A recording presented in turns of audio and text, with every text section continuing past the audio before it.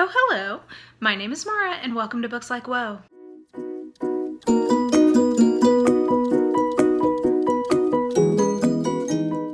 So April actually ended up being a pretty darn good month. It was not as good of a reading month as March was for me, just because, I had a lot of above average books, but I didn't have as many amazing books. Interestingly, I think my average rating this month is a little bit higher because I didn't DNF as many books this month, but in terms of actual quality, I think March was a little bit better. But all that to say, I was a little nervous kind of in my check-in mid-month that this was not going to be that great of a reading month, but it actually ended up being a pretty darn good one. So let's start with some statistics, because you know me, I'm a big stats nerd, and then we will move into talking about my hits, my disappointments, and my surprises. So let's do this. Okay, so you guys can see my overall stats here for April. Now I'm recording this a couple days before the end of the month. I have 1 day left basically when I'm recording this, but just timing wise I had to do it now. So I actually do think that this number will be bumped up by 1 or 2. But I'll just talk about any of that in my May stats. So I read a total so far this month of 22 books, which includes 3 Project Poirot rereads. So 19 new books to me. So yeah, pretty darn good, a little above average from what I would normally expect. Of those books, 11 came off of my TBR, which is great. And then I got 10 from the library and 1 from Kindle Unlimited. I listened to quite a few audiobooks this month. That's just been working out with my work situation right now. So I've been listening to a lot of audio. And then I read 4 physical books and then 9 ebooks. So yeah, this is actually a lot more audio than I would normally expect, but yeah, it's been that kind of month. In terms of genre, pretty similar to the mix that I had last month in terms of which ones are represented. So mystery, memoir / essays, short stories, fantasy, general nonfiction, genre blend, romance. Yeah, so pretty typical mix for me, though I think I had less mystery and more fantasy and lit fic short story type stuff, and more memoir and essays. So yeah, pretty typical mix for me. Moving into total pages, I had for this number of books, a pretty typical page count here, but actually that being said, my average page count is up because I would say in general I would expect my average pages are usually around 300 just because I do read a lot of mystery and genre fiction type stuff, so some of those are a little bit shorter, but yeah, this month it was a little higher average pages, so I was getting through slightly longer books. And then moving into my rating, so I decided I'm going to stop talking about my rating system and just use the Goodreads one from now on, just because it's less confusing for people. I have a video coming out in a couple weeks about ratings, so I'll talk a little bit more about that, but I think I've kind of made the decision in terms of how I'm going to talk about ratings from here on out to just go with the Goodreads stars, because that is sort of the lingua franca of ratings here on BookTube.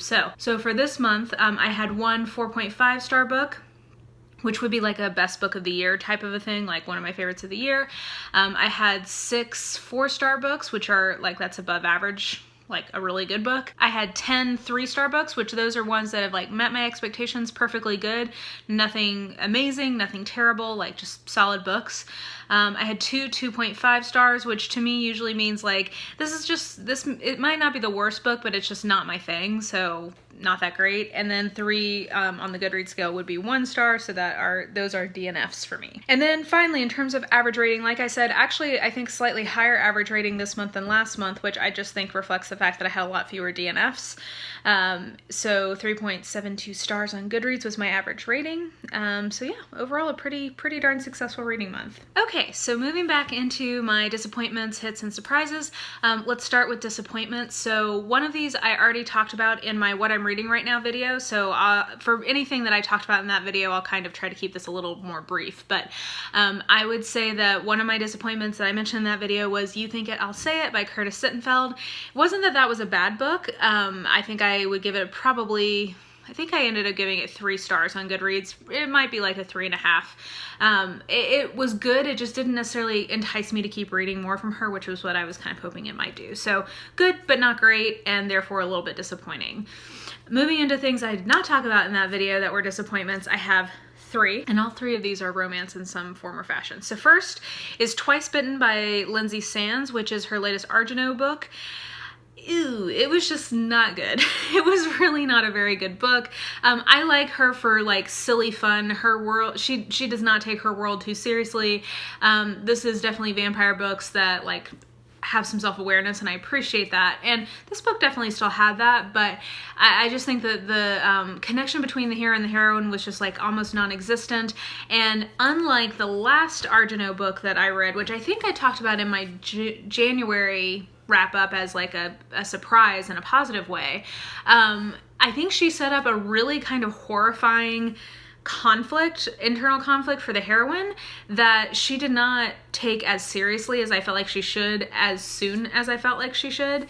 Yeah, it was just really uncomfortable. And there was just never, like, this is meant to be a romance, like these books are structured like romances, and there was just like no connection between the hero and the heroine. So like that, and I'm finding increasingly as the series goes on, that's often the case, but if there's enough other stuff happening, especially because I just like that world so much at this point and all the other characters that we've met over the last like 25 books, whatever it is, sometimes that doesn't bother me as much, but this was a case where the rest of the book wasn't working, and therefore the lack of connection between the two central characters was even more egregious. So yeah, that was definitely a disappointment. Doesn't mean I'm gonna stop reading that series. It's some of my favorite brain candy, but it wasn't a good installment of that series. Then another disappointment, which is a rare one from this author, was Hot Rocks by Nora Roberts. So when I was going to read my next In-Death book, I went on Goodreads to figure out which was the next one for me to put on hold, and I realized that there was a 0.5, so I had just read 17, and there was a 17.5 called Big Jack, which that one was fine. Like, I like that one. I think I've given like one In-Death book less than 3 stars. So it was a perfectly fine entry. But what she had done, this was I think in like 2003-ish, she had written a double novel. So it was one volume I think called Remember When. And the first half is a book called Hot Rocks, which is the one that I was very disappointed in. The second half was one called Big Jack. So what she did was she set up a crime that was taking place today, at the time she was writing it. And it was just like a kind of a normal contemporary romance with like some suspense or mystery elements to it. And then the second book in it, which is the In-Death book, is picking up that same crime and resolving it 50 or 60 years later. So it's an interesting idea, and I'm sure she did this to get some crossover from people who really liked her as J.D. Robb or really liked her as Nora Roberts and say like, hey, look, I write under both names. Unfortunately, this the first one that she wrote, Hot Rocks, which is just sort of like a normal contemporary romance, was just not good. Like, it was very forced. There was a lot of like, she's really good normally at banter. That's one of the things that I like most about the In-Death books, but this banter was just not good. Didn't feel the connection. I just felt like it wasn't a very well done book at all, which is unusual from when I read her. Usually they're at least okay. I am finding that her kind of contemporary romance that doesn't have like a mystery element to it, if it's pre like 2000, 2005, somewhere in there, I don't tend to like it as much because it tends to be much more like kind of old school romancy, which I think is some of what this book suffered from. So yeah, I was disappointed because I really love Nora Roberts / J.D. Robb usually, especially if there's a mystery involved. So Hot Rocks was just like very much a disappointment. And then finally, I DNF'd a book that I have to bring up because it was appallingly bad, and looking at the ratings on Goodreads, I am not sure what book other people read, but it could not have been this one. And that was Man Card by Sarina Bowen / Tanya Cosby, I think was her co-author.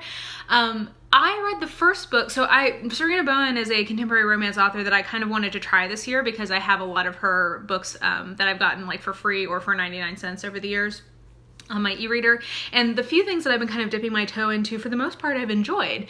And I did like the first book in this series, which is called Man Hands. It wasn't amazing, but I enjoyed the humor in it, and I liked the conflict. I kind of was into the characters she was setting up. I thought it was a perfectly enjoyable, like, rom-com type contemporary romance. Oh my god. This book, and I think I mentioned when I read it at the time that it did get a little self-satisfied with its humor at times, but I felt like overall it worked. This book thought it was hilarious and was awful. Like, it was not funny in my opinion, and I thought the first one was, so it's not that I just didn't like the author's sense of humor. I didn't think it was funny. I thought the plot was bizarre. I read the first 50 pages and I'm like, fuck this is terrible. And sometimes what I'll do for both mystery and romance, because I'm much more of a how reader than a what reader, is I'll skip ahead and read the last couple chapters and see if I like how it resolves and if that like entices me to keep going.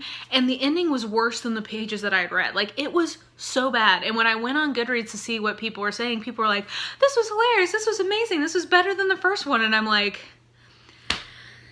I mean, I guess differences are what make the world go round, and different strokes for different folks, all that good stuff. Like, I'm glad people were enjoying it, but I don't understand how, because I thought it was just appallingly bad. Like, it was really bad in my opinion. Okay, so switching out of disappointments, let's move into some hits. So I mentioned 2 in my What I'm Reading Right Now video. Actually 3, but I finished one that I'll talk about here in a minute. So the 2 that I've already kind of told you why they were hits for me were This Will Be My Undoing by Morgan Jenkins, which is a memoir. I thought it was not as good as it could be, but still really, really good, very enjoyable, something I would definitely recommend. The second one, that was the best book I read this month, and I really enjoyed it, like really, really enjoyed it. This was my 4.5-star book of the month, and that was The Broken Girls by Simone St. James. Definitely the best book I read this month. So I talked about both of those in my What I'm Reading Right Now. The third one I mentioned that I was in progress with at the time was Truthwitch, which I have subsequently finished. And yeah, I really, really enjoyed this, guys. I do think that it suffers in terms of how it kicks off. So it's not that nothing is happening in the first 100-ish pages of this. It's that the way the world building is communicated, you think as the reader, you're unsure if you are supposed to know what is going on in terms of world building. Like, you're kind of spending a lot of time being like, should I know what that means? Do I know what that means? Can I use my context clues to figure out what this means? Like, you spend a lot of time doing that, which I don't think is great. And actually, in that respect, it reminds me of Alona Andrews, because I think the first Kate Daniels book is very much that way. It's not that either of those books is badly written, it's just that the world building is happening in a way that it creates, I think, some anxiety in the reader as to whether or not they are supposed to know what's happening. And the answer is they're not. You're just supposed to sort of keep going and you'll figure it out. So I give that caveat. But besides that, I just think that this is really interesting. I'm very much enjoying the friendship aspects in this book. There's a couple of really strong friendships, and I really just appreciate that that is really the central relationship, at least of this book, and hopefully the ones going forward. I love Safi and Isolde, like just how much they love each other and how supportive they are for each other, and they're just like completely ride or die. Like, I think that that's great. There's some romances happening in here, like some foundation happening that I also enjoy, but they're not as much the central relationship, and I appreciate that. I think that the magic system is interesting, the world is interesting. I'm just excited to continue to go with it. So I already have Wind Witch, I bought Sight Witch, which is a prequel, and then I pre-ordered Blood Witch, which is coming out, I think, either in the fall or in the winter this year. So the only thing I'm a little annoyed by is that I thought this was just a trilogy, so I was like, oh, perfect, I'm jumping in right when this is about to wrap up. And then when I went on Goodreads, it's like, oh, there's like 5 books, not 3, and I was like, curses, I'm gonna have to wait for this thing to wrap up, and that always like makes me a little annoyed or anxious, but whatever. It's really good. I enjoyed doing the buddy read that I did with this, so thank you, ladies, because they made a lot of fun to read this, and I think I'm gonna keep going with at least a couple of them on Wind Witch, maybe next month. So yeah, this was definitely a hit. And then 2 other hits I had. One was Enlightenment Now by Steven Pinker, I believe. He's the author of a very well-known book called The Better Angels of Our Nature, which I think I want to get that on audiobooks so that I can listen to it. But basically it's a book about talking about violence and saying like, hey, like if you actually look objectively at human history, our society is getting progressively less violent, not more, and kind of giving some context around that.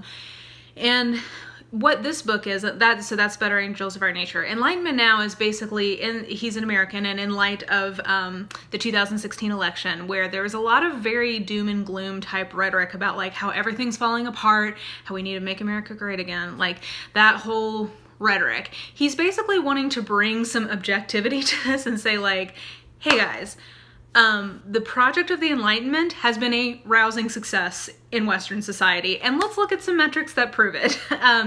He, I think, verges a little bit on kind of a overly scientism worldview at times, I think, but I do think that this is a really helpful book in giving some just like hard data about like don't let anybody tell you that now is not the greatest time that there has ever been to be alive. Of course, there are things that we're trying to make better. Like, that is the whole project of the Enlightenment, and that is what progressivism, like, we want to continue to make the world better and better and better, but we can't let people prey on our sense that, like, oh, everything is worse than it ever has been, when that is just objectively not the case, and that we are every single year getting better.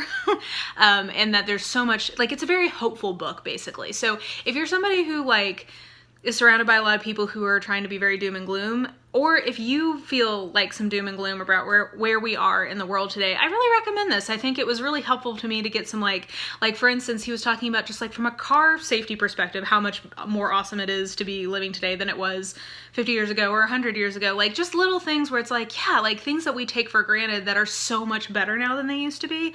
I just think that it's a very hopeful book, and I think if you take it in that spirit, it could be really illuminating. So I definitely enjoyed that, and, like, it's an argument that I've made, and, like, part of what makes the whole Make America Great thing, again, like, maddening to me, is that if you have any concrete sense of history, it's a completely nonsensical nostalgia and argument.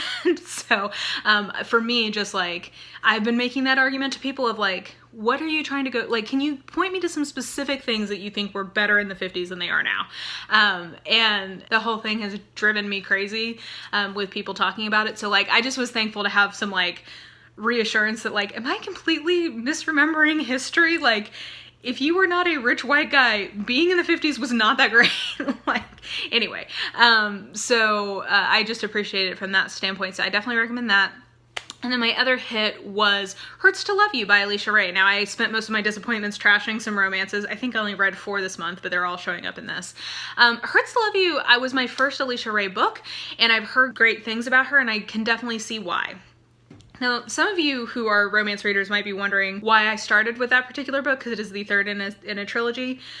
I am somebody who doesn't get too caught up in, like, spoilers for past books or, like, reading chronologically. Like, I'm so much of a how reader and not a what reader that I'll just, like, literally Google and find out what the synopsis is and anything I need to know. And it doesn't ruin those books later when I go back. Like, it just doesn't ruin it for me. That's just me. I know I'm weird. So I knew I wanted to try something in this trilogy because it's been getting such good reviews, and this one had the best description in terms of the tropes that I like, so that's why I wanted to start with it. And I really enjoyed it. Now, I don't think the romance part was all that strong, to be honest with you. Like, I didn't necessarily feel that great of a connection between the two main characters, though I really enjoyed them as people, though, and that's why this book was so good to me, is, like, I really liked all the characters in this book. So it was a romance where the romance was the least interesting part to me, and what was interesting more was the family dynamics that were happening. I thought they were really interesting and well done, and I think captured a lot of sort of, like, how, like, past wrongs can kind of compound themselves and create bad situations for people. I also really appreciated that the heroine has what I would probably describe as a version of social anxiety that is a product of, like, some emotional abuse from her father. And I'm somebody who has struggled with some anxiety, and I felt like Alisha Ray did a really nice job of kind of putting you in the headspace of somebody with anxiety, and watching her kind of, like, work through that. So I appreciated that. And like I said, the romance part of this was not the most interesting to me. And she sold it to me in the end. I really liked the epilogue, and, like, I felt better about how that ended once I got to the epilogue.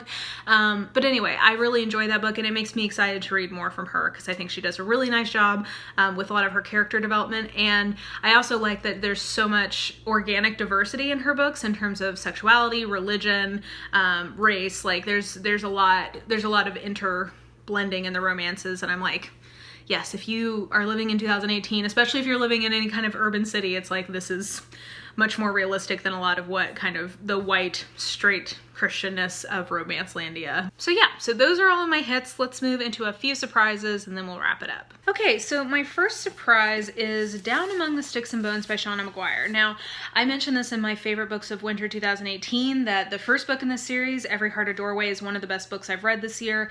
Yeah, I absolutely love that one. I've talked about it a lot on this channel in the last couple months. This was not as good as that first book, and it's a shame because I actually think that if she had trimmed the first 50 pages to be about 5 to 10 pages, this would have been as good as the first book for the most part. I think the problem is she spends the first 50 pages in our world describing the life that these two girls who fall into this portal fantasy, she's describing their life, and she gets a little didactic and a little too on the nose in a lot of places about like the perils of child rearing.